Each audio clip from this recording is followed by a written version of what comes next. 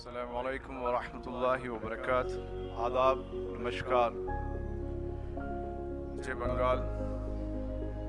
Stage पर तशरीफ फरमा स्टेट प्रेसिडेंट जनाब तैयदुल इस्लाम साहब, national president women India of movement Yasmeen ji, NWC member national secretary Runa Laila जी,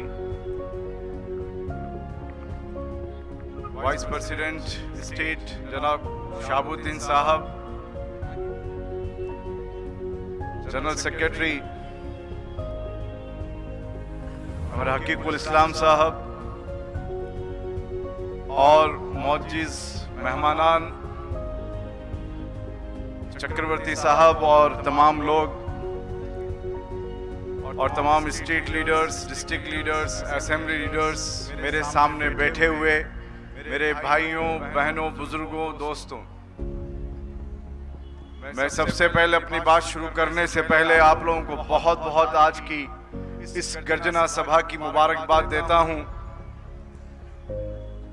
और अभी ये भी मालूम पड़ा है कि जिस तरह से बीजेपी के पास चक्रवर्ती है, वैसे हमारे पास भी राहुल चक्रवर्ती है जो इंडिया का चक्रवर्ती है। तो ये गर्जना सभा फरक्का बैराज से लेकर कलकत्ता की बात करने के लिए हम लोग यहां जमा हुए हैं। फरक्का के मुर्शिदाबाद से कलकत्ता तक जिस तरह हम कुर्बानियों को याद करते हैं,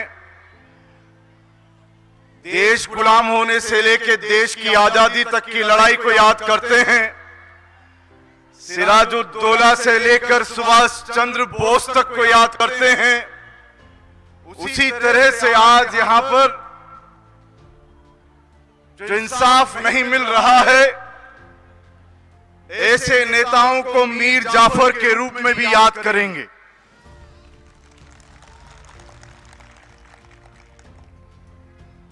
हमें मालूम है 1975 से जो फरक्का बैराज बना, उस फरक्का बैराज बनने की जो नियत थी,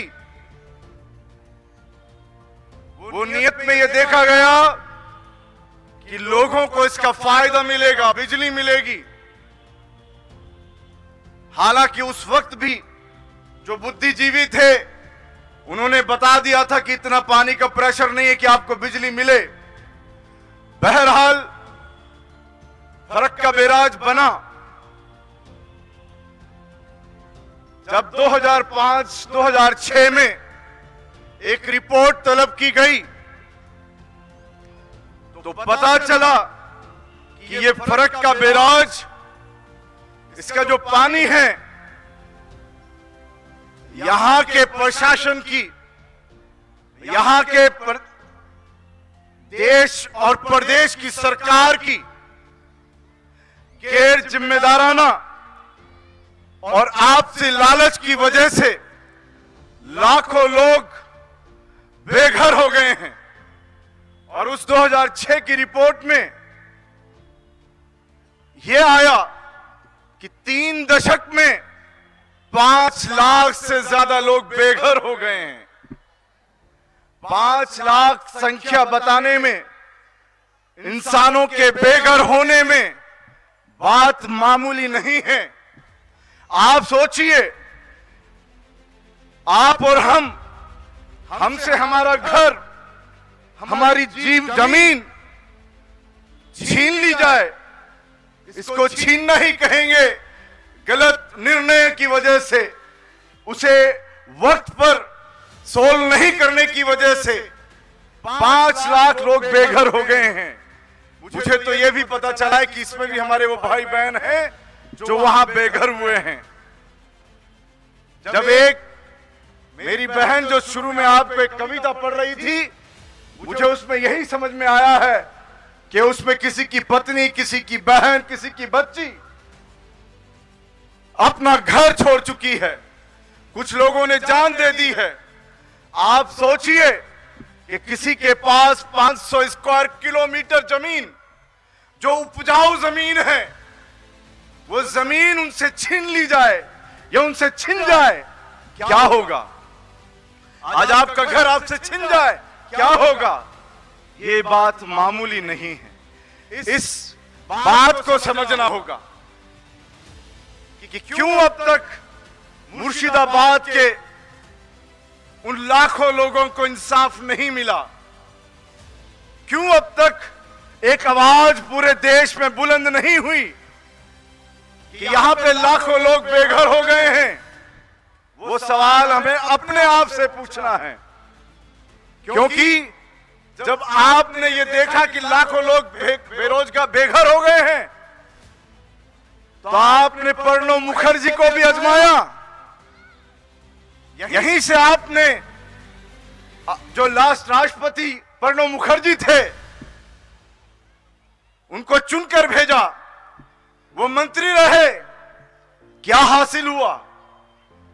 वो अलग बात है कि प्रणब मुखर्जी लास्ट में नागपुर के हेडक्वार्टर में बैठे, उन्होंने आपके वोटों का हक अदा नहीं किया।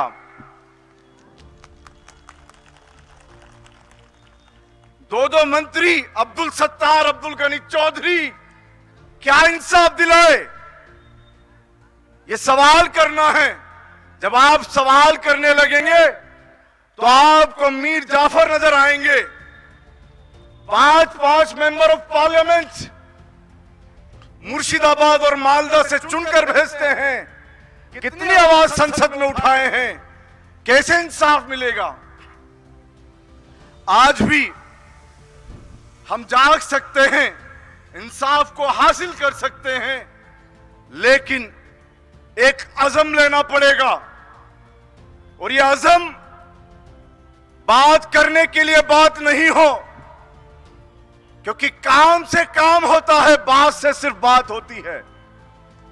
आज social democratic party of India इस मैदान में गर्जना सभा कर रही है, तो उससे पहले फरक्का से लाल गोला तक 5 दिनों की 80 किलोमीटर यात्रा करने के बाद आपसे मुखातिब हो रही है।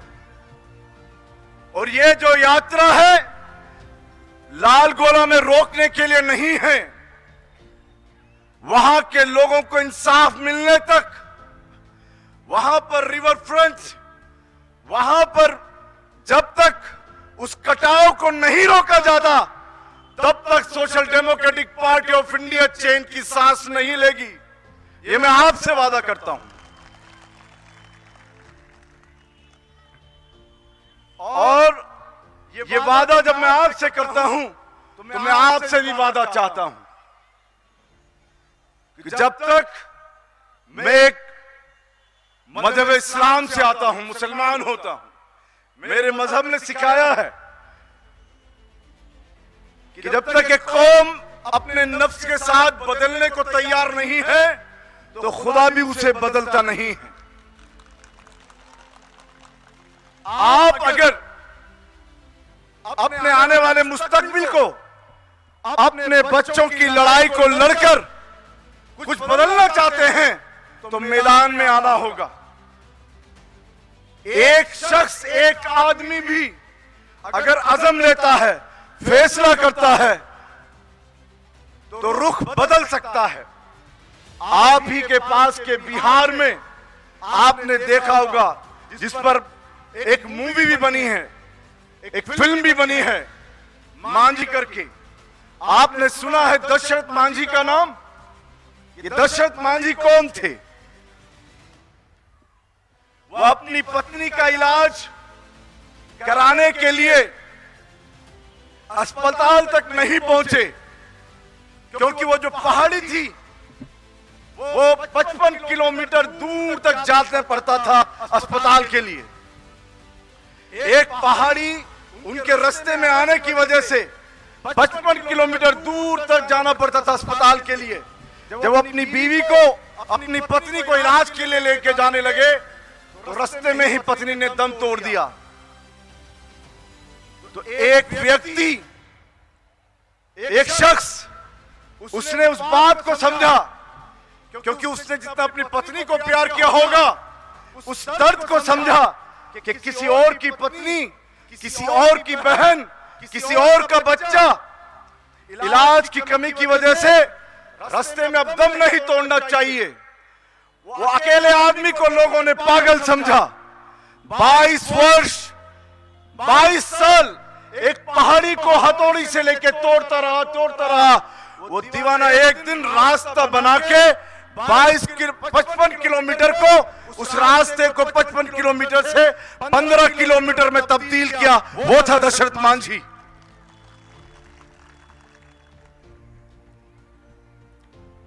इसीलिए आपको आज़म लेना पड़ेगा, क्योंकि जो social democratic party of India है, उसका ये महज नारा बैनर पर, फोटो पर लगाने के लिए नहीं है कि भूख से आजादी, खौफ से आजादी। भूख क्या होती है? भूख हर वो एक आवश्यकता जो आपके पास नहीं है। आपके पास रोटी नहीं है तो रोटी की भूख है। आपके पास पहनने को कपड़ा नहीं है तो वो कपड़े की भूख है। आपके सर पर छत नहीं है तो वो मकान, आपके सर के साये की भूख है। आप अच्छा स्वास्थ्य नहीं है तो आपको स्वास्थ्य की भूख है। आपके पास अच्छी शिक्षा नहीं है तो वो शिक्षा की भूख है। इसी तरह से जो लोग बेघर हो गए हैं, जिनकी जमीनें नहीं हैं, तो उनकी जमीन की भूख से आजादी भी ये social democratic party of India इस भूख से आजादी के नारे के साथ दिलाएगी इंशाअल्लाह। और ये भूख से आजादी आपको खौफ से आजाद होने पर मिलेगी। आज देश में भूखमरी है। हंगर इंडेक्स में हम लोग बांग्लादेश और नेपाल से भी नीचे आ रहे हैं। हंगर इंडेक्स में, भूखमरी में महिलाओं के रेप हो रहे हैं आए दिन। उसका ग्राफ ऐसे बढ़ रहा है। खास तौर पर इस बीजेपी गवर्नमेंट के अंदर इंसाफ नहीं मिल रहा है। किसान सिंधु बॉर्डर पर दिल्ली में अपनी जानें दे रहे हैं। सैकड़ों किसान पहले खो दिए, अभी फिर किसान अपने हक को पाने के लिए बैठे हैं, क्योंकि उन्हें इंसाफ नहीं मिल रहा है। हमारी बहनों का हाल मैंने बताया कि निर्भया से अभया अभी तक रोज बरोज उनको इंसाफ नहीं मिल रहा है। एक तरफ यहां पर जो फंडामेंटल राइट्स हैं, जो बुनियादी हुकूक संविधान ने दिए हैं कि हर व्यक्ति को रोटी, कपड़ा, मकान, स्वास्थ्य, शिक्षा की आजादी होनी चाहिए, वो मिलना चाहिए।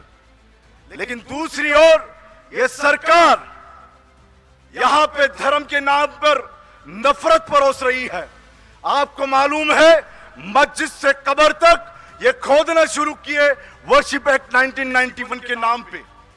आपको मालूम है, वक्फ बिल जो आपकी अपनी प्रॉपर्टी है, उसमें कब्जा करने के लिए ये लोग घुस रहे हैं। अभी जेपीसी बनाकर जेपीसी टू जेपीसी, संसद से संसद तक खेल रहे हैं। आपको मालूम है कि जो समस्याएं हैं, वो मूल समस्याओं को ये सुधारना नहीं चाहते। आज पूरे देश में जो लोग हैं, आम इंसान हैं, वो सब इस सरकार से परेशान हैं। मैं ये बात आपको इसलिए रख रहा हूं कि यहां पर जो मेरे social democratic party of India के कैडर्स, लीडर्स हैं, वो खास तौर पर सुन लें इस बात को कि आपकी जिम्मेदारी छोटी जिम्मेदारी नहीं है। इस रास्ते में, इस देश की आजादी को बचाने में आप लोगों को अपनी जान देनी पड़े तो जान देने के लिए तैयार होकर आए हुए लोग हैं आप, ये याद रखना। क्योंकि ये सरकार, मैं आपको एक बात याद आ गई, पहले मैं वो बताता हूं। हम लोग पूरे इंडिया में अलग अलग ट्रेनों में और अलग अलग जगह सफर करते हैं, बहुत सारे इंसिडेंट हैं। लेकिन मैं एक वाकया, कल जो कलकत्ता में मैं एयरपोर्ट पे उतरने से लेके रेलवे स्टेशन तक, ऑफिस तक आने में एक प्रमोद सिंह ड्राइवर मिला। वो प्रमोद सिंह अपनी व्यथा बोल रहा है कि ये सरकारें क्या कर रही है साहब। हमको सही तौर पर मजदूरी नहीं मिल रही है। हम बिहार से यहां काम करने आए हैं और बंगाल के लोग अलग अलग जगहों पर जाकर मजदूरियां कर रहे हैं। जैसे जो यहां पर फरक्का मुर्शिदाबाद के लोग जो बेघर हुए हैं, अलग अलग जाके मजदूरियां कर रहे हैं। बोले हमें खाने की मुसीबत है, हमें बच्चों को पढ़ाने में मुश्किल हो रही है, हम उनको अच्छी शिक्षा नहीं दे पा रहे हैं। ये प्रमोद सिंह ड्राइवर बोल रहा है और साथ ही बोलता है कि जब से ये प्रधानमंत्री आया है ये जय श्री राम के नाम पर हमें लड़ा रहा है, जबकि जय श्री राम का ये काम नहीं था। आपस में हिंदुत्व के एजेंडे को फैलाकर आपस में लोगों को बांटने का काम कर रहा है। ये कौन बोल रहा है? एक प्रमोद सिंह बोल रहा है। इसलिए यहां पर बैठे हुए तमाम लोगों की और खास तौर पर social democratic party of India के एक कैडर की यह जिम्मेदारी है कि social democratic party of India के एक इंसाफ, जस्टिस के एक विजन की, वेलफेयर स्टेट की, सोशल डेमोक्रेसी की जो कसम हमने खाई है कि एक ऐसा वेलफेयर स्टेट जिसमें इंसाफ कायम हो, उस इंसाफ कायम करने के लिए घर घर के हर एक जाति और धर्म के लोगों तक social democratic party of India का मैसेज पहुंचाएं। उन्हें बताएं कि social democratic party of India, मेरे भाई तू कोई भी जाति का हो, कोई भी धर्म का हो, तुझे हम इंसाफ दिलाएंगे इंशाल्लाह। वो आज़म लीजिए। इसीलिए मैं लास्ट में अपनी बात को, बहुत वक्त हुआ है, इस बात से इख्तिताम करता हूं कि मेरे भाइयों, खास तौर पर social democratic party of India के जवानों, नौजवानों, हमें इस आजादी को फिर से बरकरार रखने के लिए, देश के लोकतंत्र और संविधान को बचाने के लिए हमें लाठियां खानी पड़े, लाठियां खाएंगे इंशाल्लाह। हमें जेल जाना पड़े, जेल जाएंगे इंशाल्लाह। और मरकर कब्र में जाना पड़े, जाएंगे इंशाल्लाह, लेकिन डरेंगे नहीं, पीछे हटेंगे नहीं। बहुत बहुत शुक्रिया। जय हिंद, जय भारत, जय एसडीपीआई, जय धन्यवाद।